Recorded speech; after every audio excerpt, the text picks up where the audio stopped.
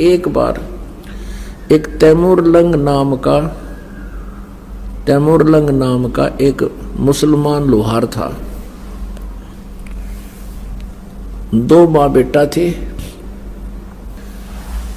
एक दिन क्या हुआ कि तैमूरलंग जंगल में भेड़ बकरियां चरा रहा था। उसने खाना खा लिया था, एक दो रोटी जैसी गर्दन ले गया था, वो खाना खा चुका था।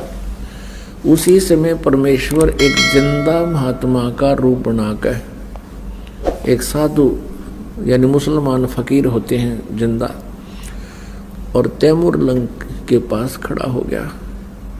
तैमूरलंग ने कहा, महाराज अभी अभी मैंने खाना खाया है, भोजन की सुनाओ।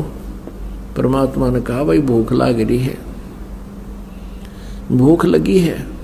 कहने लगा, भगवान आप यहाँ बैठो, अभी साथ में गांव है, यही हमारे निकट ही घर है, ये साथ ही, और मैं अभी खाना लेकर आता हूँ। और साथ में ये भी प्रार्थना की कि हे महात्मा जी, इन भेड़ बकरियों को ध्यान रखना, ये गुम ना हो जाए, हम बहुत गरीब व्यक्ति हैं, एक दो बकरी भी गुम होगी तो हमसे इनकी कीमत पूरी नहीं होगी। परमात्मा ने कहा, बेटा मैं खूब रखवाल करूंगा, तू जा। दौड़ा दौड़ा आया, अपनी माँ से कहा, माँ, क्योंकि जैसा बच्चा घर में देखता है वैसी ही भावना उसकी विचार बन जाती है।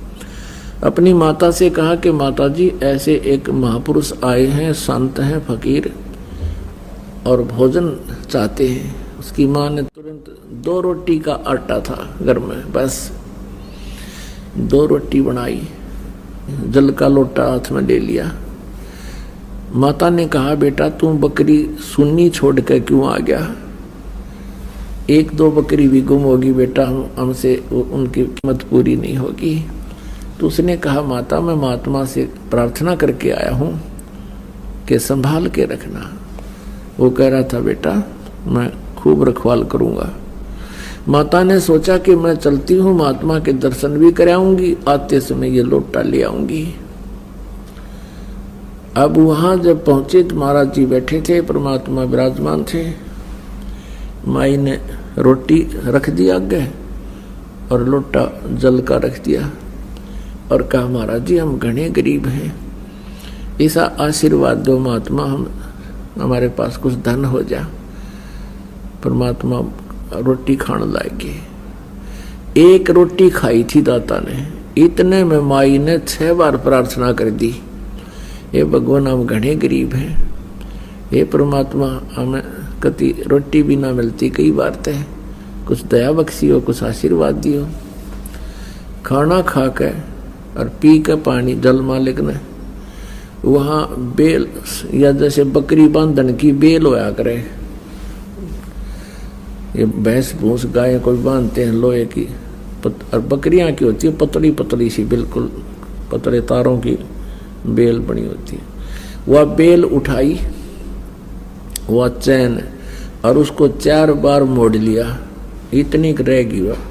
परमात्मा ने पीठ में न्यू करके 7 1 2 3 7 मारी, और फिर 2 मारी, फिर मारी लात और मुक्के।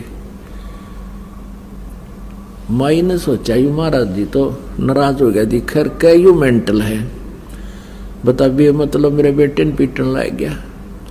तो माई ने कहा, महाराज जी मेरे पुत्र ने कोई गलती कर दी।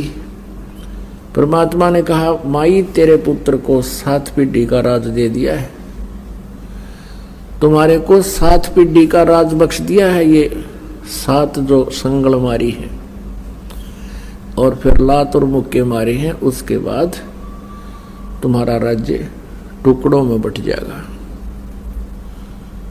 अंतर्ध्यान हो गए, अंतर्ध्यान हुए तब देखा चारों तरफ, उन्होंने सोचा ये तो फरिश्ता था, लेकिन यह बात गले नहीं उतर रही थी कि मेरा बेटा राजा बन जाएगा। कहते साधु वचन उल्टे नहीं, चाहे पलट जाओ ब्रह्मांड।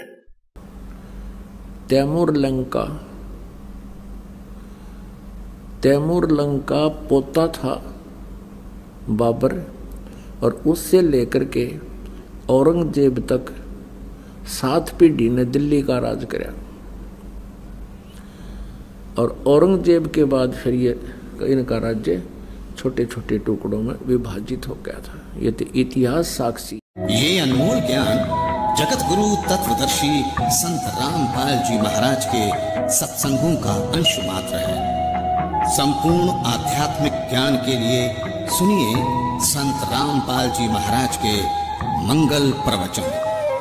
आप संत रामपाल जी महाराज जी के मंगल प्रवचन संत रामपाल जी महाराज एप्लीकेशन पर भी सुन सकते हैं तथा उनके द्वारा लिखी पुस्तकें भी डाउनलोड कर सकते हैं।